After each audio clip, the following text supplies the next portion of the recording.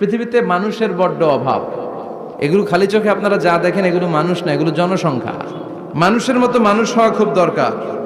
কোরআন এসেছে আমাদেরকে মানুষের মতো মানুষ বানাতে।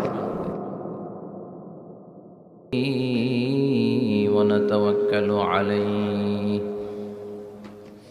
ونعوذ بالله من شرور أنفسنا ومن سيئات أعمالنا من يهده الله فلا مضل له